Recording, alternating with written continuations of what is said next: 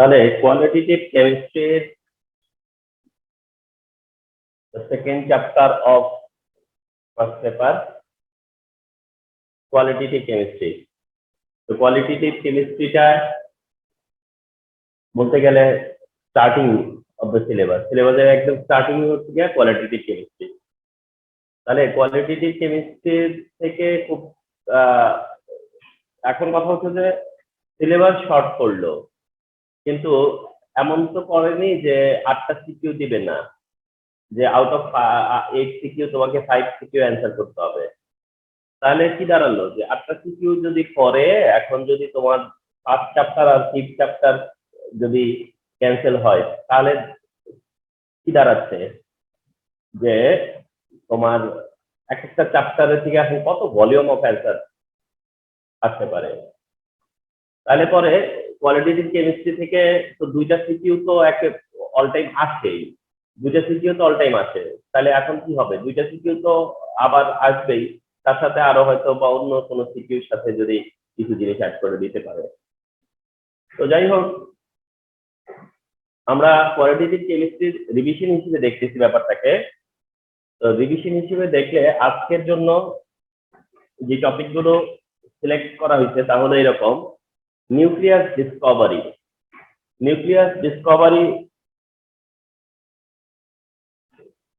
Discovery এটা একটা experiment, আর এই এক্সপেরিমেন্টটা ইম্পর্টেন্ট, তাই শেয়ার করবো। রাদারফোর্ড অ্যাটম মডেল ক্লাস 9-10 থেকে শুরু করে 11-12 পর্যন্ত রাদারফোর্ড অ্যাটম মডেল স্টাডি করতে হচ্ছে। বোর অ্যাটম মডেল, আর একটা হচ্ছে এনার্জি ক্যালকুলেশন, এনার্জি ক্যালকুলেশন অথবা ডেল্টা ই ক্যালকুলেশন। অ্যানাদার টপিক হচ্ছে কোয়ান্টাম নাম্বার, এন্ড টপিক হচ্ছে অরবিট এন্ড অরবিটাল। তাহলে কোয়ালিটেটিভ কেমিস্ট্রি রিভিশন হিসেবে কোয়ালিটেটিভ কেমিস্ট্রি রিভিশন ক্লাস নিব হচ্ছে 3টা ক্লাস নিব, 3 ক্লাসেস।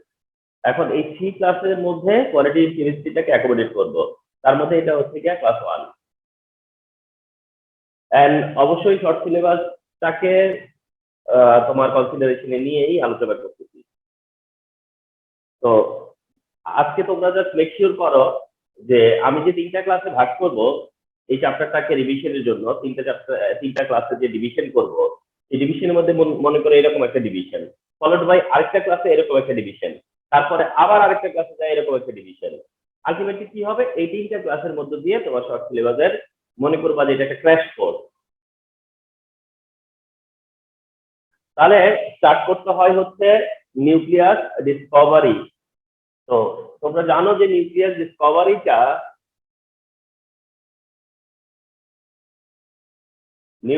ডিসকভারিটা হচ্ছে Rutherford alpha particle scattering experiment. Rutherford alpha particle scattering experiment, Rutherford alpha particle scattering experiment, এটাই হচ্ছে নিউক্লিয়াস ডিসকভারি। তো সেই রাদারফোর্ড আলফা পার্টিকেল স্ক্যাটারিং এক্সপেরিমেন্টের ডেসক্রিপশনটা কি সেটা হচ্ছে এরকম যে রাদারফোর্ড একটা এক্সপেরিমেন্ট করে, যে এক্সপেরিমেন্ট করতে তিনি ইউজ করেন হচ্ছে আলফা পার্টিকেল। এটা একটা কাউন্টার, এটা হচ্ছে আলফা পার্টিকেলের কাউন্টার বা চেম্বার। এটার মধ্যে আলফা পার্টিকেল তো রাখা সম্ভব না, এটাতে ধরো আলফা পার্টিকেল এমিশন হয় এমন একটা এলিমেন্ট হচ্ছে রেডিয়াম। আলফা পার্টিকেল এমিশন হয়, আলফা পার্টিকেল হচ্ছে একটা radioactive particle. Alpha particle হলো একটা radioactive particle, one type radioactive particle. Alpha beta gamma এরা radioactive particle, alpha beta gamma এরা রেডিও অ্যাক্টিভ পার্টিকেল। আর এই radioactive particle radiation করে কারা, যারা রেডিও অ্যাক্টিভ আইসোটোপ। রেডিয়াম তার মধ্যে একটা এক্সাম্পল। রেডিয়াম 88 যে এলিমেন্টটা 232, রেডিয়াম 88 232, এটা হচ্ছে রেডিওঅ্যাক্টিভ আইসোটোপ, এন্ড যেটা কিনা আলফা পার্টিকেল এমিশন করে। তাহলে এটা হচ্ছে রেডিয়ামের চেম্বার, যেখান থেকে আলফা পার্টিকেলের এমিশন হবে। তোমাদের জানা থাকা দরকার সেটা হচ্ছে কি আলফা পার্টিকেল কি, আলফা পার্টিকেলটা কি। রিমেম্বার, আলফা পার্টিকেলকে বলা হয় হিলিয়াম নিউক্লিয়াস। আলফা পার্টিকেলকে মেনশন করা হয় যে আলফা পার্টিকেল হচ্ছে হিলিয়াম নিউক্লিয়াস। কেন মেনশন করে? কারণ আলফা পার্টিকেলের কাছে 2 প্রোটন থাকে, 2 নিউট্রন থাকে। তো 2 প্রোটন তো 2 প্রোটন আর 2 নিউট্রন, তাহলে 2 প্রোটন হইলে অ্যাটমিক নাম্বার কত? 2। আর 2 নিউট্রন মানে কি? নিউট্রন মানে হলো ম্যাথ নাম্বার, তাহলে কত হবে? 4 হবে, কারণ প্রোটনের 2 আর নিউট্রনের 2, টোটাল কত হলো? 4। তাহলে 2 আর 4 কার? তোমরা জানো হিলিয়ামের। 2 and 4 হচ্ছে কার? হিলিয়ামের। তবে এটা হিলিয়াম অ্যাটম না, কারণ এর কাছে কোনো ইলেকট্রন নাই। এটা হিলিয়াম অ্যাটম না, এর কাছে কোনো ইলেকট্রন নাই। তো এটা হচ্ছে হিলিয়াম নিউক্লিয়াস। Helium nucleus. তাহলে alpha particle contain 2 proton 2 neutron. Alpha particle contain 2 proton 2 neutron, তার মানে কত? 4। 2 প্রোটন 2 নিউট্রন, তার মানে কত? 4। তাহলে এই 4 হিলিয়াম 2 প্লাস, এটাই হচ্ছে গিয়া আলফা পার্টিকেল। তার কারণে আলফা পার্টিকেলকে তোমরা 2টা প্লাস সাইন দিয়ে বুঝাতে পারো, অর্থাৎ এটাই আলফা পার্টিকেলকে রিপ্রেজেন্ট করতেছে। ডাই পজিটিভ আর 2টা প্রোটন ডাই পজিটিভ, তো এটা আলফা পার্টিকেলকে রিপ্রেজেন্ট করতেছে। তো এগুলো হচ্ছে আলফা পার্টিকেল। আচ্ছা, তারপরে তোমরা জানো যে নিউক্লিয়ার সেন্টার একটা অ্যাটম থাকে। নিউক্লিয়ার সেন্টার একটা অ্যাটম, আর এই অ্যাটমটা হচ্ছে গোল্ড অ্যাটম। তোমরা জানো যে এই এক্সপেরিমেন্ট করার জন্য নেওয়া হয়েছিল হচ্ছে গিয়া গোল্ড অ্যাটম। তাহলে এটা হচ্ছে সেই গোল্ড অ্যাটম। আচ্ছা, এরপরে তোমরা জানো যে এর সাথে যেটা এক্সপেরিমেন্টের ইনক্লুডেড তা হচ্ছে এরকম একটা ব্যাক স্ক্রিন ইউজ করা আছে, যেটার মধ্যে জিঙ্ক সালফাইডের কোটিং করা। জিঙ্ক সালফাইডের কোটিং করা এমন একটা স্ক্রিন ইউজ করা আছে। এই যে অ্যারেঞ্জমেন্টটা, এই অ্যারেঞ্জমেন্ট করেই কি করা হয়েছে? আলফা পার্টিকেল এক্সপেরিমেন্ট করা হয়েছে।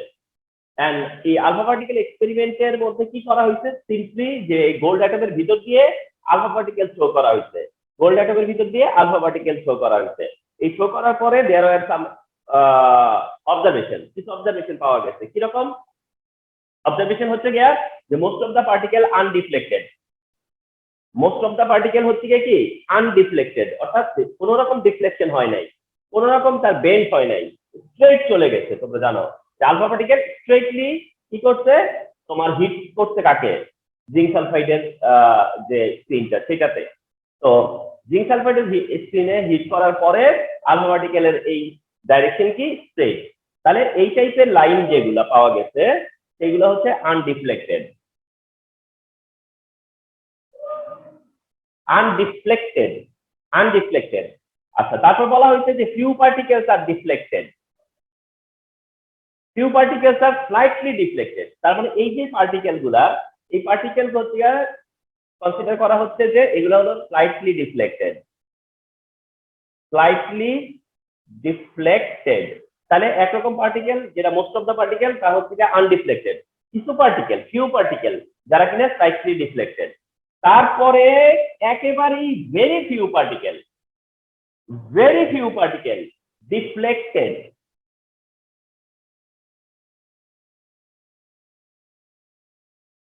very few particles are deflected, very few particles are deflected। একেবারেই অল্প পার্টিকেল কি হচ্ছে? ডিফ্লেক্টেড হচ্ছে। এবং সেটা তোমরা জেনে রাখো 20,000 এ 1 পার্টিকেল, 20,000 এ 1 পার্টিকেল ডিফ্লেকশন হয়। 20,000 এ 1 পার্টিকেলের কি হয়?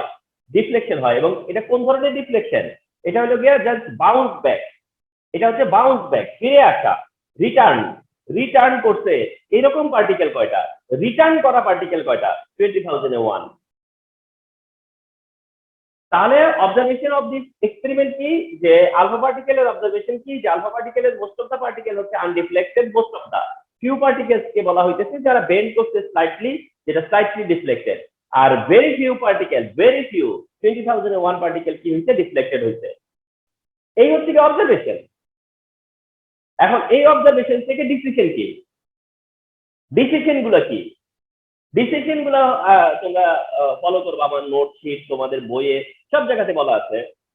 ডিসিশন গুলো হলো গিয়ে যে in an atom the most of the particle are in an atom the most of the space হচ্ছে empty, in an atom the most of the space empty। একটা অ্যাটমের ভিতরে বেশিরভাগ জায়গায় কি? এমটি, ফাঁকা। কেন ফাঁকা বা কেন মনে করা হচ্ছে ফাঁকা? কারণ হলো আলফা পার্টিকেল কোনো বাধা পায় নাই, আলফা পার্টিকেল সোজা চলে গেছে। কিছু থাকলে তো আলফা পার্টিকেল তাকে আঘাত করতো, তাহলে সেখানে কিছু নাই বলেই আলফা পার্টিকেল ফাঁকা জায়গা পায় চলে গেছে। তার মানে বলা হচ্ছে যে মোস্ট অফ দা স্পেস হচ্ছে এমটি। তবে একটা কথা মনে রাখতে হবে, মেনশন করার দরকার নাই, তা হচ্ছে electron can be there. Electron এখানে থাকতে পারে, ইলেকট্রন এখানে থাকতে পারে, কারণ ততদিনে তো নিউক্লিয়াসের আগে তো ইলেকট্রন ডিসকভার হয়ে গেছে। নিউক্লিয়াস ডিসকভারির আগে তো তোমার নিউক্লিয়াস ডিসকভারিতে 1911 আর ইলেকট্রন তো অলরেডি ডিসকভার হয়ে গেছে না 1800 হচ্ছে 97 তাইলে ইলেকট্রন থাকতে পারে বলতেছে, কিন্তু ইলেকট্রন থাকলেও আলফা পার্টিকেলের ডাইরেকশন চেঞ্জ করতে পারবে না। ইলেকট্রন আলফা পার্টিকেলের ডাইরেকশন চেঞ্জ করতে পারে না। তাহলে এটা একটা অবজারভেশন যে বেশিরভাগ স্পেসই ফাঁকা, এমটি। তারপরে কি বলতেছে যে এই নিউক্লিয়াস নিয়ে কথা বলতেছে। এরপরে বলতেছে there is a heavy particle, there is a heavy particle concentrated in the center of the atom, in the core of the atom. Core of the atom there is a heavy particle which is called nucleus, and the total mass of atom, total mass of an atom, একটা অ্যাটমের মাস কত, এটা totally concentrated হইতেছে নিউক্লিয়াসে, but the volume of nucleus is negligible. The volume of nucleus is negligible. তার মানে nucleus সম্পর্কে বলতেছে, কি বলতেছে, there is a heavy particle concentrated in the center of the atom. The mass of atom is concentrated into it. The volume of this particle is negligible. This is called nucleus. এত কথা nucleus নিয়ে কেমনে বললো? কারণ alpha particle deflected হয়েছে, alpha particle deflected হয়েছে, তার মানে আলফা পার্টিকেল কোন একটা পার্টিকেল অ্যাটাক করতে যায় ডিফ্লেক্ট হয়েছে। তার মানে সেন্টারে এরকম একটা পার্টিকেল আছে, সেন্টারে এরকম একটা পার্টিকেল আছে, বাট এই পার্টিকেলের যে ভলিউম এটা compare to the atom very negligible. কেন? কারণ 20,001 পার্টিকেল কি হয়েছে, কামব্যাক করে 20,001 পার্টিকেল। তার মানে নিউক্লিয়াসের মধ্যে টোটাল ম্যাস, কিন্তু নিউক্লিয়াসের ভলিউম ভেরি নেগলিজিবল, ভলিউমটা নেগলিজিবল। কারণ তোমরা মনে রাখবা 1 লক্ষ নিউক্লিয়াস, 1 লাখ নিউক্লিয়াসকে যদি তুমি একসাথে করো তাহলে একটা অ্যাটমের সমান হবে, হাইড্রোজেন অ্যাটমের সমান হবে। তাহলে নিউক্লিয়াস কত স্মল। আচ্ছা, লাস্ট যে কথাটা বলছে সেটা হচ্ছে নিউক্লিয়াস ইজ পজিটিভ। কিভাবে এই ডিসিশনে আসে যে নিউক্লিয়াস পজিটিভ? নিউক্লিয়াস পজিটিভ এই ডিসিশনে আসছে কারণ আলফা পার্টিকেল তো পজিটিভ, আলফা পার্টিকেল তো পজিটিভ, তো পজিটিভ পজিটিভ পার্টিকেলকে ডিফ্লেক্ট করতে পারে। অথবা আরো বোঝা যাবে যে এই যে তোমার বেন্ড হওয়া দেখে, এই যে বেন্ড হওয়া দেখে মনে করতে পারো যে এটা একটা হেভি পার্টিকেল, তো আলফা পার্টিকেল এটাকে অ্যাটাক করে ফিরে আসতেছে। কিন্তু এই যে বেন্ড যারা হয়, কেন বেন্ড হয়? বেন্ড যারা হয় তারা তো ওদের হিট করে দেয়, বেন্ড হয়েছে কেন? কারণ বেন্ড হইতেছে যে এটা পজিটিভ, এটাও পজিটিভ, তাহলে পজিটিভ আর পজিটিভের মধ্যে যে রিপালশন কাজ করে, এই রিপালশনের কারণে যেহেতু সে কাজ দিয়ে যেতেছিল, এই কারণে রিপালশনের কারণে এটা ডাইরেকশন কিছুটা চেঞ্জ হয়ে গেছে। তার মানে রিপালশন হয় কার মধ্যে? পজিটিভের সাথে পজিটিভের, এন্ড এখান থেকে ডিসাইড করছে যে নিউক্লিয়াস পজিটিভ। তার মানে এই হচ্ছে গিয়া nucleus Discovery. At the same time, Rutherford alpha particle scattering experiment, and this is done. This is done, and it is good knowledge. কতগুলো পয়েন্ট আছে, রেডিয়ামের পয়েন্ট আছে, জিঙ্ক সালফাইডের পয়েন্ট আছে, অবজারভেশন আছে, ডিসিশন আছে, এবং কি জিঙ্ক সালফাইডের রোল কি, zinc সালফাইডের role কি, সে রোল নিয়ে অনেক সময় কথা হয়। রোলটা হচ্ছে, এটা হচ্ছে ফ্লোরোসেন্ট।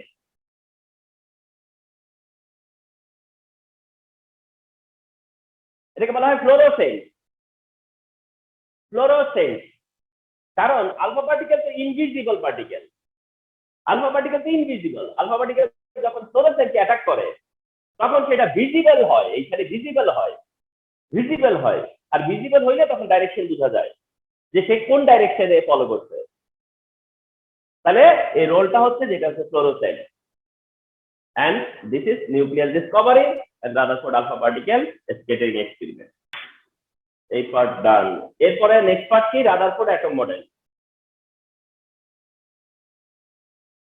রাদারফোর্ড অ্যাটম মডেল কত পাই?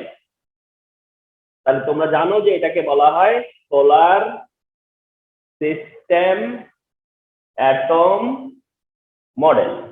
এটাকে বলা হচ্ছে যে solar system atom model, solar system atom model. Rutherford atom model হচ্ছে solar system atom model. Rutherford atom model হচ্ছে nuclear model. Rutherford atom model হলো নিউক্লিয়ার মডেল, কারণ এটাতে শুধুমাত্র একটা নিউক্লিয়াসকে ইমাজিন করে বা নিউক্লিয়াসকে সেন্টার করে একটা অ্যাটমকে ইমাজিন করা হয়েছে, নিউক্লিয়াসকে সেন্টার করে একটা অ্যাটমকে ইমাজিন করা হয়েছে। এটা centre of the atom and around the atom there is a circular path around the atom, এভাবে দেখানো যাবে, অথবা ওয়ান সিঙ্গেল সার্কেল দেখালে হবে, অথবা দিস টাইপ দেখালে হবে। তাহলে এগুলো রাদারফোর্ড অ্যাটম মডেলকে রিপ্রেজেন্ট করতেছে, এটা এটা এটা সব রাদারফোর্ড অ্যাটম মডেলকে রিপ্রেজেন্ট করে। তাহলে রাদারফোর্ড অ্যাটম মডেলের তোমাদেরকে যা করতে হবে তা হলো postulate and limitation, postulates and limitation, postulates and limitation, remember এটা রিভিশন ক্লাস হিসেবে দেখতে হবে। এখানে তোমরা 50% জানো, এইটাকে কনসিডারেশনে নিয়ে আমি কথা বলতেছি। 3টা ক্লাসে এই চ্যাপ্টারটাকে কভার করব, যেটা নর্মাল ক্লাস হইলে অন্তত 10টা ক্লাস লাগবে। তাহলে সেখানে 3টা ক্লাসে কতটা একটু কম্প্রোমাইজ করা হচ্ছে আর কি। তো এক্ষেত্রে যেটা করব যে এই ডিসকাশন গুলা আমার ইলাবোরেশন কোন কোন লেকচারে আছে, মানে এগুলো আছে বাট ইলাবোরেট আছে, সেগুলো কোন কোন লেকচারে আছে সেগুলো কিন্তু আমি তোমাদেরকে দিব, ওগুলো দিব, সেখান থেকে তুমি ডিটেলসে জানবা। তাহলে রাদারফোর্ড অ্যাটম মডেলের ফলো করতে হবে যে পস্টুলেটস এন্ড লিমিটেশন, যে রাদারফোর্ড অ্যাটম মডেলের পস্টুলেটস কি এন্ড ফ্লস কি, লিমিটেশন কি, ডিফেক্ট কি। তাহলে পস্টুলেটস গুলো মেনশন করতে হয়, এরকম অনেকগুলো পস্টুলেটস আছে। সেই পস্টুলেটস গুলো মেনশন করার মতো পস্টুলেটস হচ্ছে এরকম যে রাদারফোর্ড অ্যাটম মডেল বলা হয়েছে যে in an atom electrons are revolve around the nucleus, in an atom electrons are revolve around the nucleus like the planet around the sun, like the planet around the sun, যেভাবে প্ল্যানেটরা around the sun revolve করে। তারপরে বলা হইতেছে যে the total mass of an atom is concentrated into the nucleus, যেটা এই এক্সপেরিমেন্টেও বলা হয়েছিল যে the total mass of an atom is concentrated into the nucleus। এরপরে বলা হয়েছে nucleus is positive as atom is electrically neutral, so equal charge of electrons revolve around the nucleus, equal charge, অর্থাৎ প্রোটনের charge যত ইলেকট্রনের charge তত, কারণ atom electrically neutral. এবং তার লাস্ট একটা পয়েন্টে বলছে যে অন অ্যান ইলেকট্রন, অর্থাৎ একটা ইলেকট্রন যখন অ্যারাউন্ড দ্য নিউক্লিয়াস রিভলভ করে তখন এই ইলেকট্রনের উপর 2টা ফোর্স কাজ করে, একটা হলো সেন্ট্রিপিটাল ফোর্স, একটা হচ্ছে সেন্ট্রিফিউগাল ফোর্স। ওয়ান হচ্ছে সেন্ট্রিপিটাল ফোর্স, আরেকটা হচ্ছে সেন্ট্রিফিউগাল ফোর্স। এবং এই একটা ফোর্স আরেকটা ফোর্সকে নিউট্রাল করে দেয়। একটা হচ্ছে একটা কি করে ইলেকট্রনকে নিউক্লিয়াসের দিকে নিয়ে আসতে চায়, একটা হচ্ছে যে ইলেকট্রনকে নিউক্লিয়াস থেকে অপোজিটে নিয়ে যেতে চায়। অর্থাৎ 2টা ফোর্স ওভার দ্য ইলেকট্রন কাজ করে। একটা হচ্ছে যে ইলেকট্রন আর নিউক্লিয়াসের মধ্যে নেগেটিভ আর পজিটিভের মধ্যে অ্যাট্রাকটিভ ফোর্স, পজিটিভ নেগেটিভের দিকে কি অ্যাট্রাকটিভ ফোর্স। আরেকটা হচ্ছে যে সেন্ট্রিফিউগাল ফোর্স। তোমরা জানো যে কোনো কিছু যদি সার্কুলার মোশনে থাকে তাহলে তার উপরে একটা সেন্ট্রিফিউগাল ফোর্স কাজ করে। সেন্ট্রিফিউগাল ফোর্স, এটা হচ্ছে সেন্ট্রিফিউগাল ফোর্স, আর এটা হচ্ছে সেন্ট্রিপিটাল ফোর্স। এটা ইলেকট্রন নেগেটিভ, প্রোটন পজিটিভ বা নিউক্লিয়াস পজিটিভ, নেগেটিভ পজিটিভের মধ্যে অ্যাট্রাকশন কাজ করবেই। অন্যদিকে যেহেতু এটা রাউন্ড দিচ্ছে, ইলেকট্রন যেহেতু রাউন্ড দিচ্ছে, তো ইলেকট্রন রাউন্ড দিলে সেখানে একটা ফোর্স ক্রিয়েট হয় যেটাকে বলা হয় সেন্ট্রিফিউগাল ফোর্স। এন্ড এই 2টা ফোর্স এর কারণে তার মতে ইলেকট্রন একটা নির্দিষ্ট জায়গায় থাকবে, একটা স্পেসিফিক জায়গায় থাকার কথা। তাহলে এগুলো হচ্ছে তার পয়েন্ট যে in an atom electrons are revolve around the nucleus like the planet around the sun. এই কারণে এটাকে বলা হয়েছে সোলার মডেল। তারপরে নিউক্লিয়াস নিয়ে বলতেছে যে total mass of an atom concentrated into the nucleus. তারপরে অ্যাটম ইজ নিউট্রাল, কেন নিউট্রাল সেটা বলতেছে। এবং লাস্টে যায় বলতেছে যে ইলেকট্রন কেন সরে যায় না, ইলেকট্রনের উপর 2 রকম ফোর্স কাজ করে। এগুলো হলো পস্টুলেট। এরপরে লিমিটেশন এর মধ্যে সোলার মডেল নিয়ে লিমিটেশন, সোলার মডেলের কারণেই there are lot of limitation. First limitation হলো গিয়া অনেকগুলো লিমিটেশন। সোলার মডেলের লিমিটেশন কি? সোলার মডেলের হিসেবে লিমিটেশন হচ্ছে এরকম যে electron negative planet neutral, electron negative planet neutral. তাহলে যারা নিউট্রাল তাদের অ্যাটিটিউড, যে নেগেটিভ তার অ্যাটিটিউড কম্পারিজন হতে পারে না। তারপরে বলতেছে যে প্ল্যানেট যারা, প্ল্যানেট একটা প্ল্যানেট আরেকটা প্ল্যানেটকে অ্যাট্রাক্ট করে, প্ল্যানেটের সাথে প্ল্যানেটের অ্যাট্রাকশন কাজ করে, কিন্তু ইলেকট্রনের সাথে ইলেকট্রনের তো রিপালশন কাজ করবে। তো এটাও লিমিটেশন। তো there are different types of limitation solar মডেলের কারণে। সোলার মডেলের কারণে লিমিটেশন আছে। আচ্ছা, তারপরে লিমিটেশন কি? Maxwell's theory. Maxwell's theory, Maxwell's থিওরিতে কি বলা হয়েছে যে ইলেকট্রন লাইক কোনো টাইনি পার্টিকেল, ইলেকট্রন লাইক কোনো চার্জ পার্টিকেল যদি সার্কুলার পাথে রাউন্ড দেয়, সার্কুলার পাথে মুভ করে, তাহলে সে এনার্জি এমিশন করবে, এনার্জি লস করবে, এনার্জি এমিশন করবে। ইলেকট্রন যদি এনার্জি লস করে বা এনার্জি যদি এমিশন করে, তাহলে ইলেকট্রন রাউন্ড দিতে দিতে দিতে দিতে দিতে দিতে একটা সময় ইলেকট্রনের ডাইরেকশন বা ইলেকট্রনের ডেস্টিনেশন কোথায় চলে আসে হিসেবে, ইলেকট্রনের ডেস্টিনেশন কোথায় চলে আসে? নিউক্লিয়াসে। কিন্তু নিউক্লিয়াসে তো আসে না, সত্যি সত্যি তো আসে না, কিন্তু ম্যাক্সওয়েলস থিওরি অনুযায়ী আসার কথা, কিন্তু ট্রুলি তো আসে না। কিন্তু আসে না কেন, আসবে না কেন, তার কিন্তু রাদারফোর্ড সলিউশন দিতে পারে নাই। রাদারফোর্ড যদি বলে যে সার্কুলার মোশনে ফলো করে ইলেকট্রন, তাহলে আমি বলবো যে ইলেকট্রন যদি এইটা ফলো করে, তাহলে ইলেকট্রন তো নিউক্লিয়াসে চলে আসবে। তো এটা যে আসবে না, আসে না, তার জন্য যে এক্সপ্লেনেশন, সেটা রাদারফোর্ডের মডেল থেকে পাওয়া যাবে না। আচ্ছা, তারপরে রাদারফোর্ড মডেলের আরো লিমিটেশন আছে। যেমন আরেকটা লিমিটেশন হচ্ছে যে আমরা মনে করো মেনেই নিলাম যে একটা ইলেকট্রন রিভলভ করে, একটা ইলেকট্রন একটা পাথে একটা সার্কুলার পাথে মোশন করে, ফাইন। কিন্তু অনেক ইলেকট্রন হইলে তারা কিভাবে মোশন করে, অনেক ইলেকট্রন হইলে তারা কিভাবে মুভ করে, যেসব অ্যাটমের মধ্যে তোমার ওয়ান মোর ইলেকট্রন, সেই সব জায়গাতে ইলেকট্রন কিভাবে মুভ করে সেটা বলা নাই। তার মানে হচ্ছে হি কুডন্ট মেনশন এনার্জি লেভেল, যেটা পরবর্তীতে জানা গেছে। হি couldn't mention size of energy level, he couldn't mention shape of energy level. Energy লেভেলের সাইজ শেপ নিয়ে কিছু বলতে পারে নাই বা মেনশন করেনি, এবং না করাতে আমরা কিন্তু একটা সলিউশন পাই না যে অনেক ইলেকট্রন হলে কিভাবে থাকবে, তাদের ডিসিপ্লিন কি হবে, তাদের ডিসিপ্লিন কি। তো দ্যাট এই ধরনের ডিসিপ্লিন নিয়ে আমরা কোনো সলিউশন পাচ্ছি না এই মডেলে। তো এইরকম যে রাদারফোর্ড একটা মডেলের স্টাডি তোমার থাকতে হবে।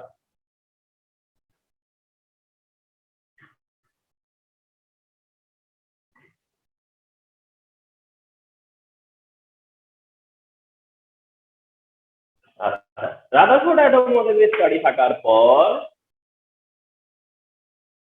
বোর অ্যাটম মডেল 1913 না, এরপরে তোমার আইডিয়া চলে যাবে কোথায়? বোর অ্যাটম মডেলে।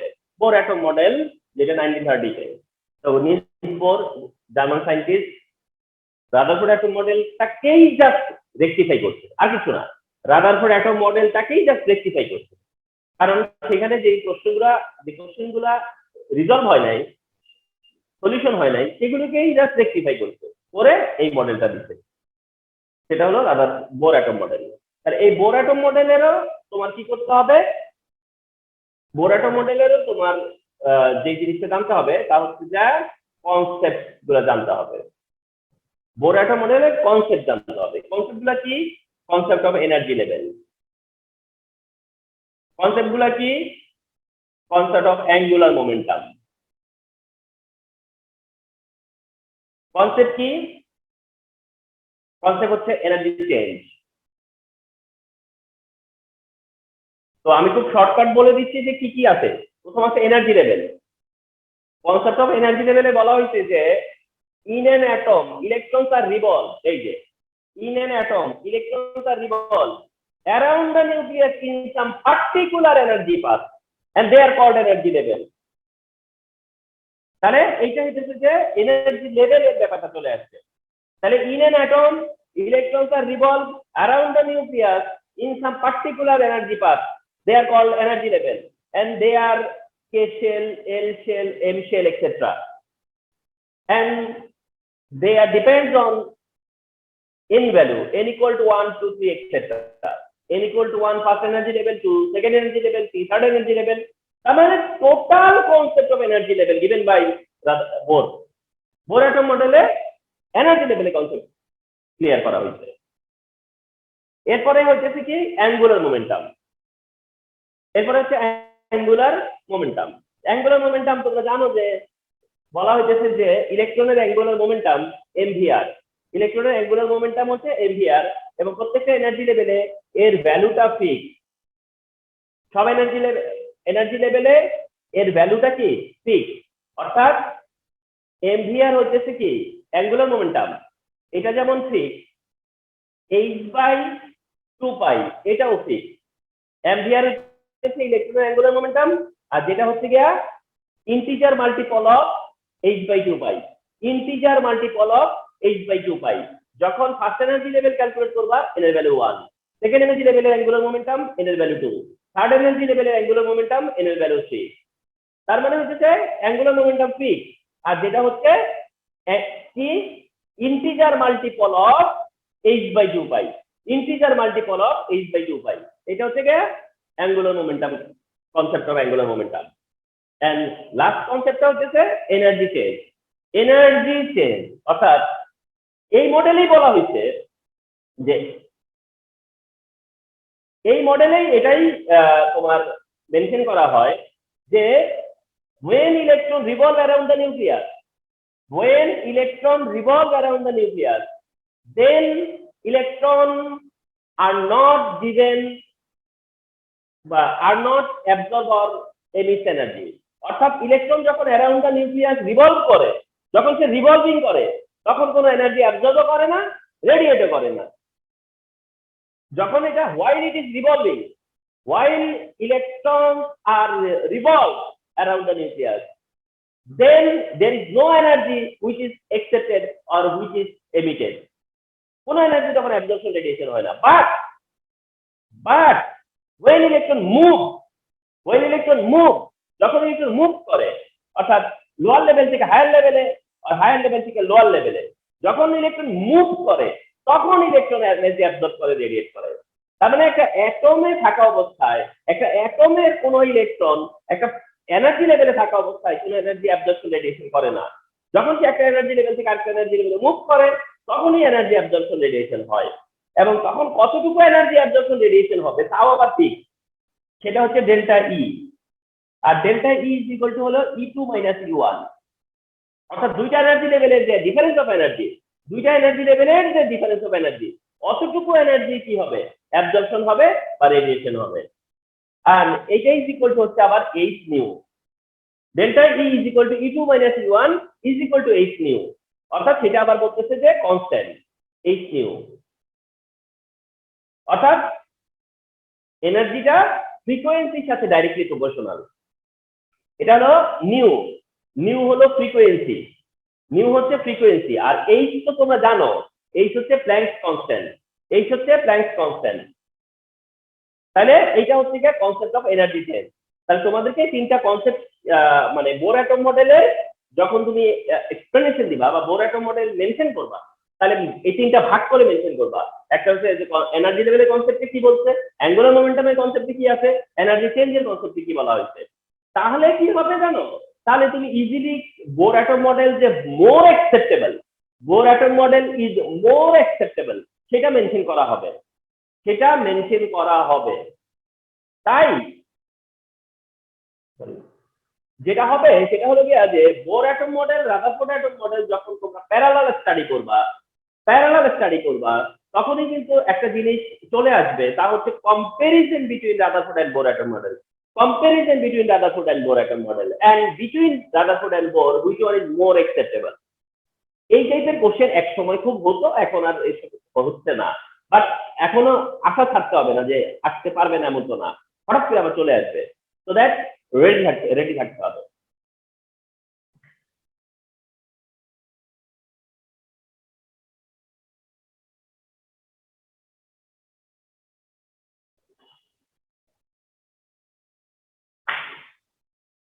আচ্ছা, এরপরে এই জায়গাটাতে যাচ্ছি, En and delta E, En আর delta E।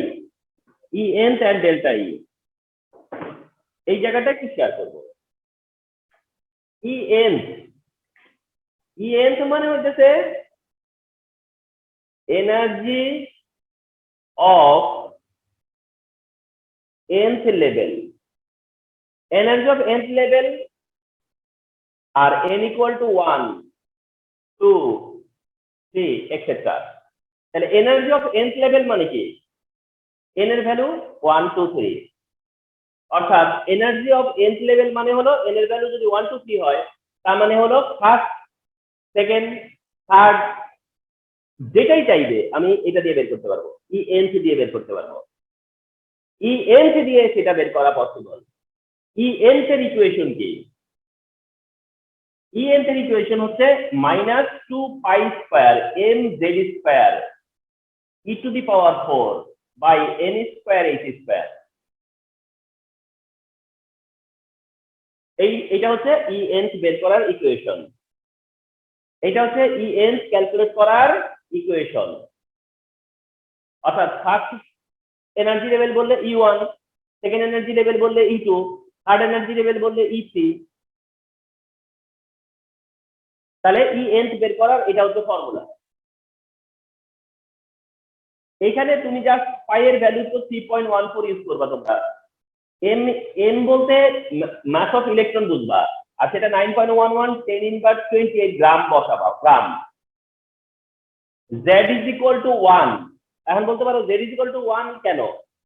শোনো, তোমাদেরকে হাইড্রোজেনের বাইরে নিবে না, তোমাদেরকে হাইড্রোজেনের বাইরে নেওয়ার কথা না, তাইলে তোমরা z এর ভ্যালু 1ই পাবা, কারণ হাইড্রোজেন অ্যাটমই দেওয়া থাকবে, হাইড্রোজেন অ্যাটম, এই কারণে z এর ভ্যালু 1, z তার মানে প্রোটন নাম্বার।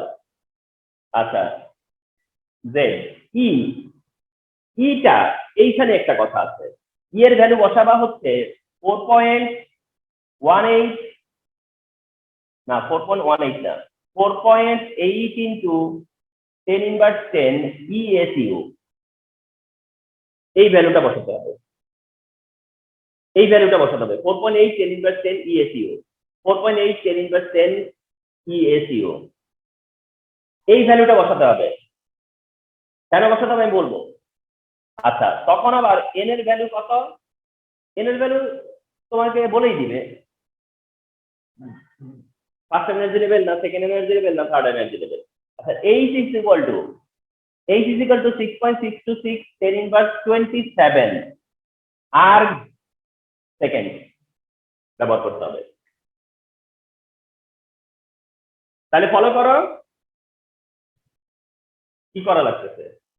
তাহলে ই nth যখন ক্যালকুলেট করবা তখন এই ভ্যালুগুলো বসাবা, এই ভ্যালুগুলো বসাবা প্লিজ, এগুলো দিয়ে করবা। আর এগুলো দিয়ে করলে, এইগুলো দিয়ে করা মানে হচ্ছে সিজিএস ইউনিটে করা, এগুলো দিয়ে করা মানে কি, কোন ইউনিটে করতেছ, সিজিএস ইউনিটে। আর ই এনটা সিজিএস ইউনিটে বের করবা, ই এনটা সিজিএস ইউনিটে ভ্যালু বসাবা, সিজিএস ইউনিটে করবা, আই সাজেস্ট ইউ সিজিএস ইউনিটে করবা। যখন সিজিএস ইউনিটে করবা তখন তোমার যেটা হবে তা হচ্ছে, ধরো n এর ভ্যালু যদি 1 বসাও তাহলে E1, n এর ভ্যালু 1 বসালে E1, আর E1 is equal to -1.60 10 inverse 19 coulomb আসবে, কুলম না সরি জুল আসবে, -1.60 10 ইনভার্স 19 জুল আসবে। 19 না, আচ্ছা রাখো একটু, এটা আসবে না, সরি এটা আসবে না, E1 আসবে হইতেছে -2.18 10 ইনভার্স 18 না 10 ইনভার্স 11 10 ইনভার্স 11 আর এটা আসবে। E1 এর ভ্যালু এগুলো বসালে পরে 2.18 আসবে না, 2.176 আসবে, 2.176 আসবে। কিন্তু তোমরা মুখস্থ করে রাখো এই ভ্যালুটা 2.18 10 ইনভার্স 11 আর গে কিন্তু পরবর্তীতে এইটাই আবার 2.18 10 ইনভার্স 18 জুল করা যাবে, ব্যাস। তার মানে তোমরা এই ভ্যালুটা মুখস্থ রাখবা। E1 কত? 2.18 10 ইনভার্স 18 জুল। E1 কত? 2.18 10 ইনভার্স 18 জুল। E1 কত? 2.18 10 ইনভার্স 18 জুল। এটা মনে রাখবা। কিন্তু জুল হলো এসআই ইউনিটে, জুল পাবা এসআই ইউনিটে, আর এখন এটা করে আসছো সিজিএস ইউনিটে। অর্থাৎ ক্যালকুলেশন এই ইকুয়েশনটা যখন অ্যাপ্লাই করবা, এই ইকুয়েশন অ্যাপ্লাই করার সময় ভ্যালুগুলো বসাবা হচ্ছে সিজিএস ইউনিটে, ভ্যালুগুলো অ্যাপ্লাই করবা হচ্ছে সিজিএস ইউনিটে।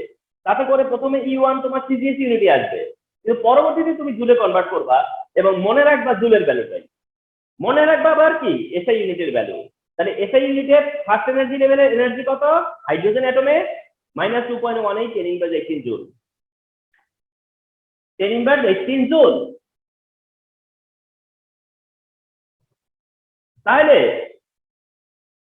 তাহলে মনে রাখবা En equal to E1 by n square. এই এটাও মনে রাখো। তুমি এইটাও মনে রাখো, En equal to E1 by n square, E1 by n square. কারণ E1 তো তুমি মুখস্থই রাখছো, E1 তো তোমার মেমোরাইজ করা 2.18 10 ইনভার্স 18, 2.18 10 ইনভার্স 18। এটা তো তোমার মেমোরিতে থাকতেই হবে। থাকলে কি হবে জানো? এই রিলেশন দিয়া তুমি E2 বাইর করতে পারবা। E2 তাহলে কি হবে? E1 বাই কি 2 স্কয়ার, 2 স্কয়ার মানে কত? 4। E3 বাইর করতে পারবা। E1 3 স্কয়ার মানে কত? 9। এট দ্য সেম টাইম এই রিলেশনও দিয়া এমসিকিউ হবে, রিলেশন দিয়ে এমসিকিউ হবে, এই রিলেশন দিয়ে এমসিকিউ হবে, রিমেম্বার। তাহলে En এর ব্যাপারটা কি জানলা? যে এটা হচ্ছে En এর ফর্মুলা। যদি ফর্মুলা অ্যাপ্লাই করতে হয় সিজিএস এ ভ্যালু বসাবো, CGS a value বসাইলে energy CGS এ পাবো, কিন্তু সিজিএস এর এনার্জিকে আবার জুলে কনভার্ট করব। মুখস্থ রাখবো জুলেরটা, জুলের E1 জানা থাকবে, আর E1 জানা থাকলে E2 বা E3 সবই বের করা যাবে। কারণ আমি এটা জানি যে En is equal to E1 by n square, E1 by n square। Remember, এইটা হলো En নিয়ে তোমাদের সাথে আমার কথা। En নিয়ে এটা তোমার জানা থাকতে হবে।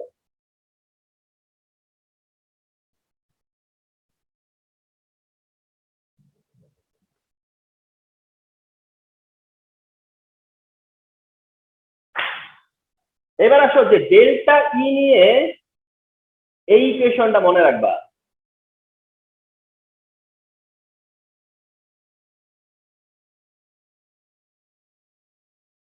ডেল্টা ই দিয়ে এই ইকুয়েশন মনে রাখবা, ডেল্টা ই দিয়ে এই ইকুয়েশনটা মনে রাখো। ডেল্টা ই হচ্ছে energy of absorption or emission, energy of absorption বা এমিশন। ডেল্টা ই কখন ক্যালকুলেট করবা? How much energy absorb, how much energy emit, এই ধরনের কোশ্চেন হইলে। আর এইচ এর ভ্যালু কত? 1.097 10 টু দি পাওয়ার 7, এটা ইউজ করবা পার মিটার। এটাকে বলে Rydberg constant, Rydberg constant, Rydberg constant, আর এই রিডবার্গ কনস্ট্যান্ট, আর এই রিডবার্গ কনস্ট্যান্ট, আর রিডবার্গ কনস্ট্যান্টের ভ্যালু এইটা ইউজ করবা 1.097 10 to the power 7, 1.097 10 to the power 7, 1.097 10 to the power 7। আচ্ছা, এইটার ভ্যালু 6.626 10 ইনভার্স 34 জুল সেকেন্ডে, 6.626 10 ইনভার্স 34 জুল সেকেন্ডে। c এর ভ্যালু হচ্ছে 3 × 10⁸ মিটার পার সেকেন্ডে, মিটার পার সেকেন্ডে।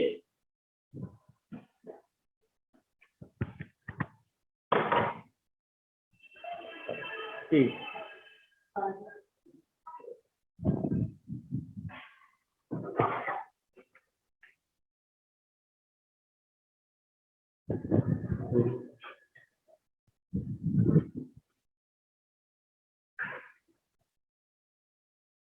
তাহলে দেখো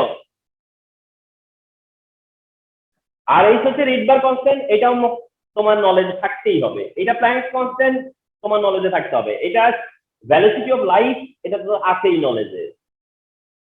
তাহলে এগুলা হইলো না। আচ্ছা, এইবার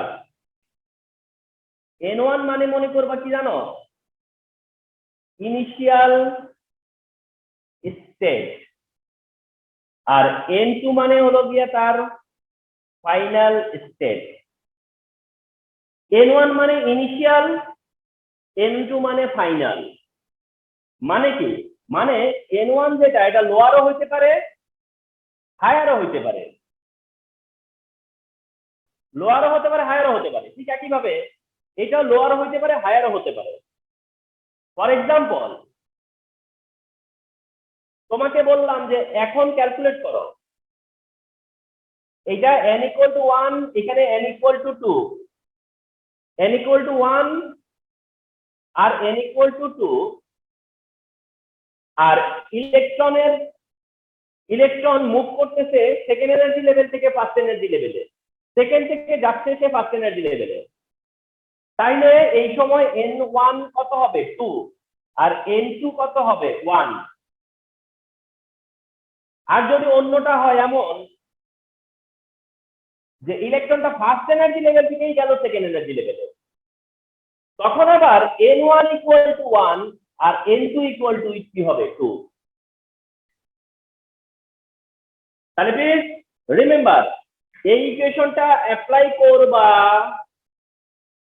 কখন, যখন তোমাকে বলবে যে how much energy absorb, how much energy emitted, কি বল।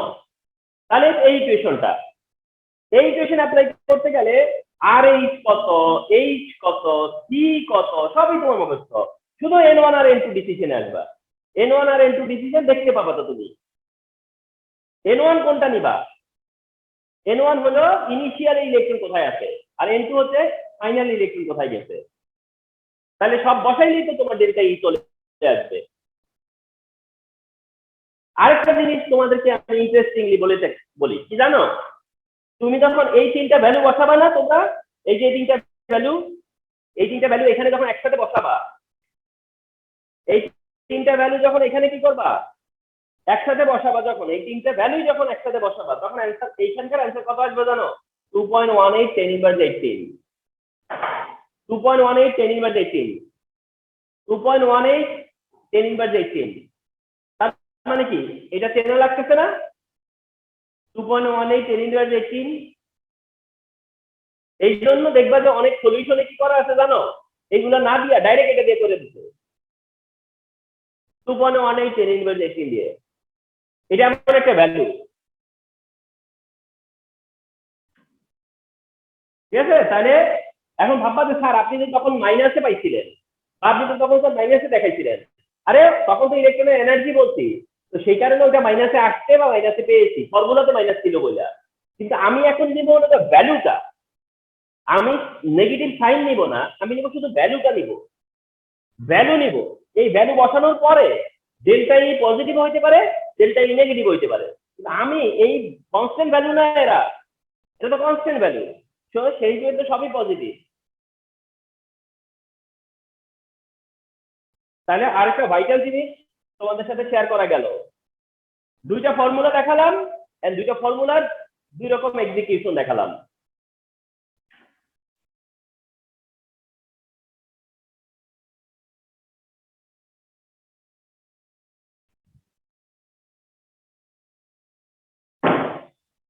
আচ্ছা, এরপরে কোয়ান্টাম নাম্বার, এরপরেই হলো কোয়ান্টাম নাম্বার। Quantum number.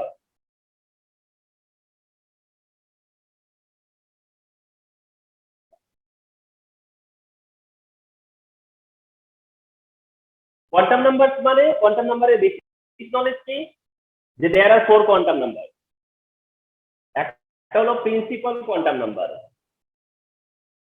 একটা হচ্ছে principal quantum number. Principal quantum number যেটা কি করে, size of energy level determine করে। Size of energy level determine করে। প্রিন্সিপাল এনার্জি লেভেল কি ডিটারমিন করে? Size of energy level. And principal energy level হচ্ছে এন এর value, n equal to 1 2 3 etcetera. এগুলো হলো প্রিন্সিপাল কোয়ান্টাম নাম্বারের ভ্যালু। সাবসিডিয়ারি কোয়ান্টাম নাম্বার,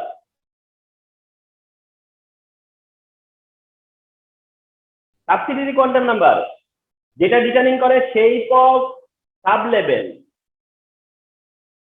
যেটা ডিটারমিন করে শেপ অফ সাব লেভেল, এবং এটা এল এর ভ্যালুর উপর ডিপেন্ড করে। এটা এল এর ভ্যালু, সাবসিডিয়ারি কোয়ান্টাম নাম্বার হচ্ছে এল এর ভ্যালু। আর তোমরা জানো যে এল এর ভ্যালু কি হইতে পারে? 0 1 2 3। এল এর ভ্যালু 0 হইলে এস, 1 হইলে পি, 2 হইলে ডি, আর 3 হইলে এফ অরবিটাল। তারপরে হচ্ছে কি magnetic quantum number.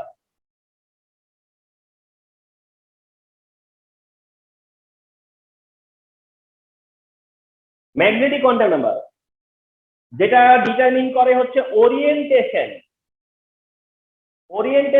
Of sub level. Sub লেভেলের ওরিয়েন্টেশন মানে কি বুঝায়? সাব লেভেলের ওরিয়েন্টেশনের মানে বুঝায় হচ্ছে যেমন পি অরবিটালের orientation p x p y p z. P অরবিটালই ডাম্বেল পি অরবিটাল, কিন্তু বিভিন্ন orientation, different orientation, p x p y p z, এই যে ওরিয়েন্টেশন, এটা ম্যাগনেটিক কোয়ান্টাম নাম্বারের ব্যাপার। ওরিয়েন্টেশন অফ সাব লেভেল, এটা হলো ম্যাগনেটিক কোয়ান্টাম নাম্বার, যেটা এম দিয়ে ডিনোট করা হয়। আর তোমরা জানো যে এম ইজ ইকুয়াল টু কি হইতে পারে, এম এর ভ্যালু কি হইতে পারে। তো এম এর ভ্যালু যদিও এল এর ভ্যালুর উপর ডিপেন্ড করে, এম এর ভ্যালু কেমন হয়? যেমন এম এর ভ্যালু 0, এম এর ভ্যালু -1 0 +1, এম এর ভ্যালু -2 -1 0 +1 +2, এরকম হয়। এম এর ভ্যালু 0, এম এর ভ্যালু -1 0 +1, এম এর ভ্যালু হলো -2 -1 0 +1 +2, যেগুলো এল এর ভ্যালুর উপর ডিপেন্ড করে আসে। তাহলে প্রিন্সিপাল কোয়ান্টাম নাম্বার কি এক্সপ্রেস করে, কিভাবে এক্সপ্রেস করে? সাবসিডিয়ারি কোয়ান্টাম নাম্বার কি এক্সপ্রেস করে, কিভাবে এক্সপ্রেস করে? ম্যাগনেটিক কোয়ান্টাম নাম্বার কি এক্সপ্রেস করে, কি দিয়ে এক্সপ্রেস করে? আরেকটা কোয়ান্টাম নাম্বার আছে last,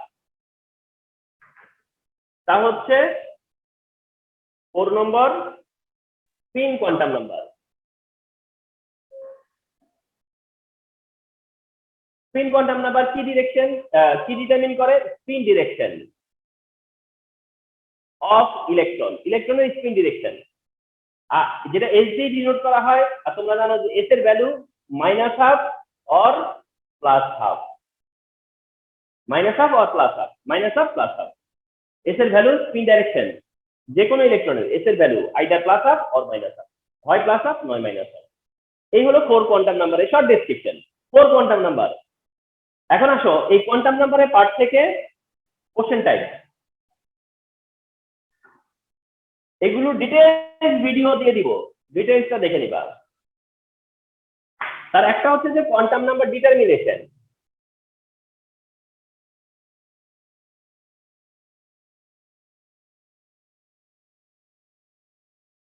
quantum number determination actually এটা লাস্ট ইলেকট্রন অফ ক্রোমিয়াম আসার চান্স বেশি থাকে। লাস্ট ইলেকট্রন অফ ক্রোমিয়ামের লাস্ট ইলেকট্রনটাই আসবার চান্স থাকে, বা এটাই খুব প্রবলেমেটিক। এছাড়া বাকি সবই বের করা যায় খুব সহজে। Quantum number determination last electron of chromium, অর্থাৎ ক্রোমিয়ামের লাস্ট ইলেকট্রন। তাহলে তোমরা জানো যে ক্রোমিয়ামের ইলেকট্রনিক কনফিগারেশনে 24 এর বেলায় ইলেকট্রনিক কনফিগারেশন হচ্ছে 1s2 2s2 2p6 3s2 CP6, 4s1 and CD5। এই হচ্ছে ক্রোমিয়ামের ইলেকট্রনিক কনফিগারেশন। ক্রোমিয়ামের 24 এর ডিস্ট্রিবিউশন, এটা ক্রোমিয়াম দিয়ে एग्जांपल দিচ্ছি, বাট ক্রোমিয়ামের মতো করেই সবারটাই একই সিস্টেমে হবে। 1s2 2s2 2p6 3s2 3p6, তারপরে 4s1 3d5 কারেক্ট অর্ডারে লিখবা, কারেক্ট অর্ডারে। আচ্ছা, 4s1 3d5 হবার পর কোন ইলেকট্রনকে মার্ক করতে হচ্ছে? Last electron. তো লাস্ট ইলেকট্রন মার্ক করা মানে লাস্ট ইলেকট্রন অর্ডারে ফলো করতে হবে। লাস্ট ইলেকট্রন রিমেম্বার অর্ডারে ফলো করতে হবে, অর্ডারে। অর্ডারে যে শেষ অরবিটাল লাস্ট ইলেকট্রন সেখানেই থাকবে, অর্ডারে যেটা শেষ অরবিটাল লাস্ট ইলেকট্রন সেখানেই থাকবে। তার মানে আনডাউটলি লাস্ট ইলেকট্রনের ডেস্টিনেশন কোথায়? CD5 এর ভিতরে। এখন লাস্ট ইলেকট্রন CD5 এ আছে এটা জানবার পর CD5 এর মধ্যে কোন ইলেকট্রনটা লাস্ট ইলেকট্রন সেটাও আবার একটা ব্যাপার আছে। এই CD5 এর মধ্যে থেকে তোমাকে আবার কি করতে হবে? এই CD5টাকে আবার তোমার কি করতে হবে? ভাঙতে হবে। 1 2 3 4 5 CD5 কে আবার সেপারেট করতে হবে। 1 2 3 4 and 5। এই হচ্ছে CD5। এখন CD5 এর মধ্যে তোমরা জেনে রাখো, CD5 এর মধ্যে CD5 এ তোমরা মনে করো এই জায়গায় প্রবলেম কোন জায়গায় জানো? 4s1 এর মধ্যে যে ইলেকট্রন সেটা 19, 4s1 এর যে ইলেকট্রন সেটা হচ্ছে 19 নাম্বার ইলেকট্রন। এই পর্যন্ত 18, এটা হলো 19, কিন্তু 3d স্টার্ট হয় 21 দিয়ে। 3d ফার্স্ট ইলেকট্রন হলো 21, তারপর 22, এরপরে 23, এরপরে 24, এখানে আসেই তো 24। তাহলে কোশ্চেন হচ্ছে যে এইটা কোনটা? অ্যাকচুয়ালি তোমাদের জানা থাকা উচিত এটা আসলে একসময় 4s2 ছিল, এটা 4s2 ছিল, আর 3d4 হয়েছে। 4s2 3d4 হয়েছে ছিল এক সময়, পরবর্তীতে সেটা স্টেবল হওয়ার জন্য একটা ইলেকট্রন মুভ করছে। এটা হলো সেই মুভ করা ইলেকট্রন 20 নাম্বার ইলেকট্রন। এটা হচ্ছে সেই মুভ করা ইলেকট্রনটা 20 নাম্বারটা।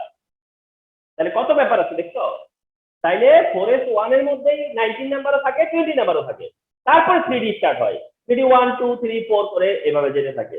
তাহলে এইটা যেটা সেটা হচ্ছে 4s থেকে চলে আসা ইলেকট্রন 20 নাম্বার। তার মানে হলো তুমি যে ইলেকট্রনটাকে মার্ক করতে চাচ্ছ সেটা হচ্ছে এই ইলেকট্রনটা, এই ইলেকট্রনটা। তাহলে এইটা যদি সেই ইলেকট্রন হয় তাহলে এর প্রিন্সিপাল কোয়ান্টাম নাম্বার কত? 3, কারণ এটা 3d তে আছে। এটা সাবস্টিটিউটিভ কোয়ান্টাম নাম্বার কত? 2 কেন? কারণ এটা d তে আছে। তাহলে তোমাদেরকে বলছি যে a p d f 0 1 2 3 l এর ভ্যালু, তাহলে এই হিসেবে 2। এইবার প্রশ্ন হচ্ছে m কত? m কত? তাহলে n এর এই l এর ভ্যালু যদি 2 হয় তাহলে n এর ভ্যালু কি হয়? -2 -1 0 +1 and +2, এর ভিতর থেকেই হবে। তার মানে -2 -1 0 +1 +2, তার মানে 1, তার মানে 1। আর স্পিন অপশন তোমার হাতে, তুমি +1/2 দিলেও হবে, -1/2 দিলেও হবে, তবে আমরা +1/2 দিব প্রথম ইলেকট্রনের জন্য। এইটাই চাইছি তোমার কাছে, যে quantum number determination of last electron of chromium. Quantum number, quantum set determination আর কি। এটা অ্যাকচুয়ালি কোয়ান্টাম নাম্বার না বলে কোয়ান্টাম সেট বলতে পারি। কোয়ান্টাম সেট ডিটারমিনেশন অর্থাৎ 4 quantum number determination of the last electron of chromium, এটা পারতে হবে, এটা খুব হেল্পফুল।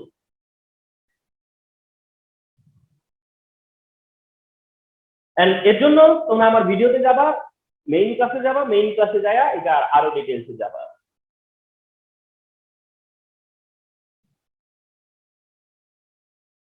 আচ্ছা, কোয়ান্টাম নাম্বার নিয়ে আরেকটা ভাইটাল জিনিস আছে, তা হচ্ছে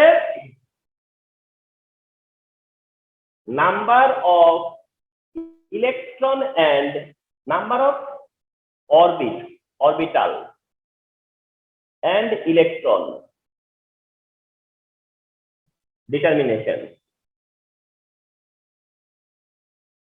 আমার মনে হয় যদি এক্সাম হয় সত্যি সত্যি 2021 তাহলে এই এটা দিবে, এটা দিবে quantum number of orbital and electron determination. এখন number of orbital and electron determination এটা কোন অরবিটালে, কোন অরবিটে, কোন এনার্জি লেভেলে সেটা মেনশন করে দিবে। আমি হয়তো দিলাম যে থার্ড এনার্জি লেভেল, যেটা আসবার পসিবিলিটি বেশি, এটা হলো থার্ড এনার্জি লেভেল। তাহলে নাম্বার অফ অরবিটাল কত, নাম্বার অফ ইলেকট্রন কত, নাম্বার অফ অরবিটাল কত, নাম্বার অফ ইলেকট্রন কত, থার্ড এনার্জি লেভেলে, থার্ড এনার্জি লেভেলে। এখন এটার আনসারটা বলে দেই, আনসারটা হচ্ছে 9 and 18। আনসার হলো 9 আর 18। অ্যান্সার কি, অরবিটাল কত 9, ইলেকট্রন কত আসবে 18। আর এটা shortcut key, n square 2n square, n square 2n square, 3 square 9 হলো না, 3 স্কয়ার 9, 9 টু 18। তাইলে এই যে এগুলো হলো শর্টকাট এমসিকিউর জন্য। কিন্তু সিকিউতে যখন করবা তখন একটা টেবিল করতে হবে। এই টেবিলের মধ্যে একটা কলাম থাকবে প্রিন্সিপাল কোয়ান্টাম নাম্বার,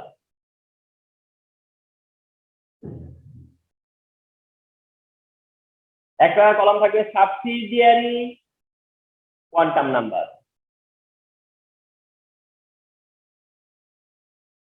একটা থাকবে ম্যাগনেটিক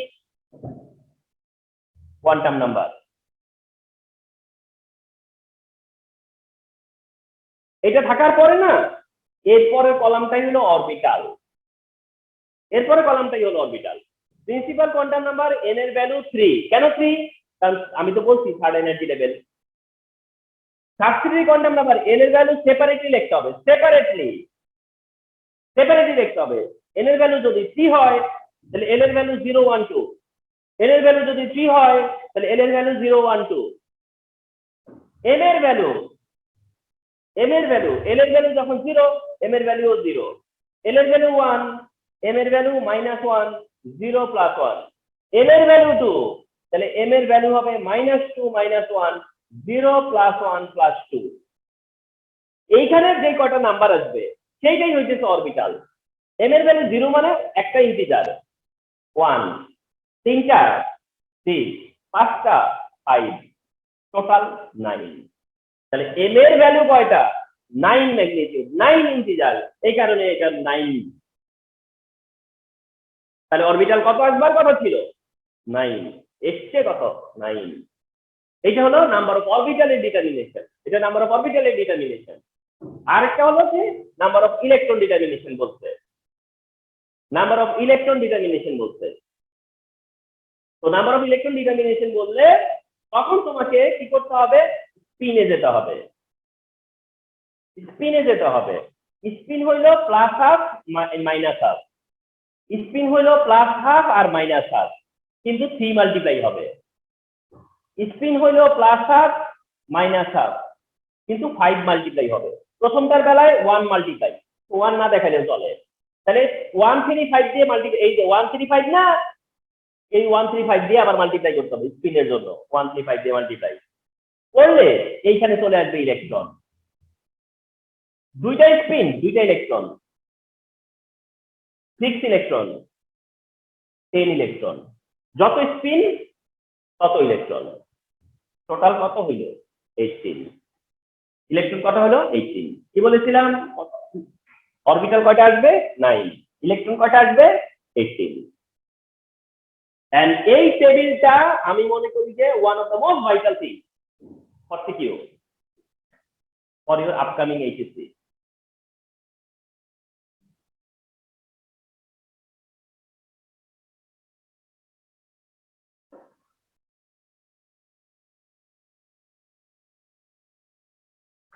আচ্ছা, তাহলে এটার যতটুকু দরকার ছিল বললাম।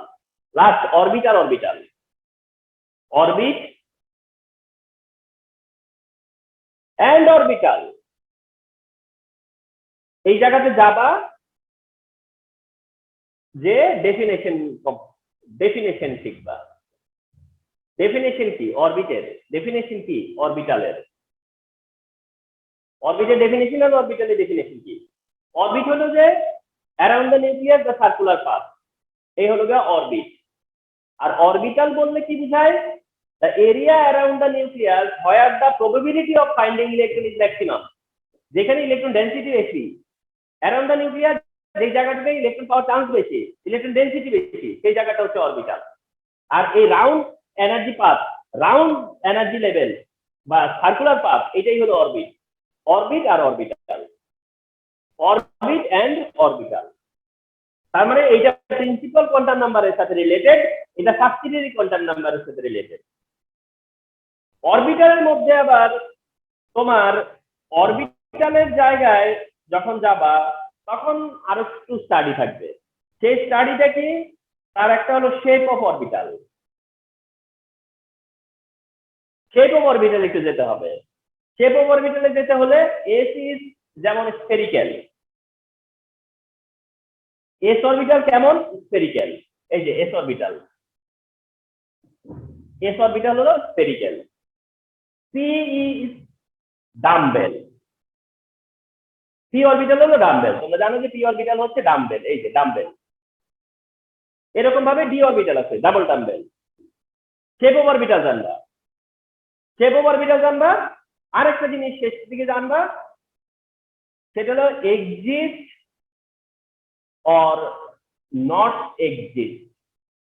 কোন অরবিটাল এক্সিস্ট করে, কোনটা করে না। যেমন 1s এক্সিস্ট করে, 2s 2p এক্সিস্ট করে, 3s 3p 3d এক্সিস্ট করে। তারপরে 1s এক্সিস্ট করে, 2s 2p এক্সিস্ট করে, 2d কি এক্সিস্ট করে না। 3s 3p 3d এক্সিস্ট করে, 3s কি এক্সিস্ট করে না। তো এগুলো কেন এক্সিস্ট করে না এটাও তোমার জানা থাকতে হবে। এটা কেন এক্সিস্ট করে না এটা তোমার জানা থাকতে হবে। যেমন 3s এর কথায় আছে যে এটা কেন এক্সিস্ট করে না, কারণ n এর ভ্যালু যদি 3 হয় তাহলে তো n এর ভ্যালু হলো 0 1 2, n এর ভ্যালু 3 হইলে n এর ভ্যালু 0 1 2। আর n এর ভ্যালু হিসেবে কি পাবো আমরা? 0 এর কারণে পাবো 3s, 1 এ পাবো 3p, আর 2 এর কারণে পাবো 3d। তাহলে পাইলাম কি? 3s 3p 3d। 3s কি পেলাম? পেলাম না তো, তাহলে 3s নাই, এক্সিস্ট করে না। এইভাবে তুমি এক্সপ্লেন করে দিয়ে আসবা। তাইলে তোমার অরবিটাল অরবিটাল নিয়ে যতটুকু ততটুকু হয়ে যাবে সিকিউ এমসিকিউতে। তাহলে তোমাদের এইচএসসি 2021 এর জন্য কোয়ালিটেটিভ কেমিস্ট্রি অল টাইম একটা ভাইটাল চ্যাপ্টার। কোয়ালিটেটিভ কেমিস্ট্রি তোমার তুমি যেভাবে ফলো করতেছো এটা তোমার রিভিশনেও কাজে লাগবে, আর ফিউচার অ্যাম্বিশন দিয়ে সবকিছু মিলে কাজে লাগবে। এই টপিকটা আজকে শেষ করে দিলাম। 3টা ডিভিশন করতেছি, এটা একটা ডিভিশন।